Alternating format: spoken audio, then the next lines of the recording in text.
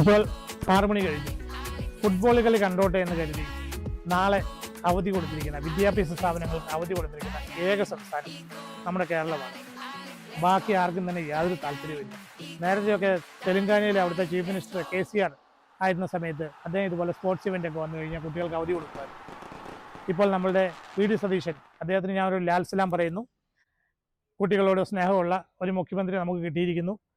എല്ലാവർക്കും അവധി കൊടുത്തിരിക്കുകയാണ്.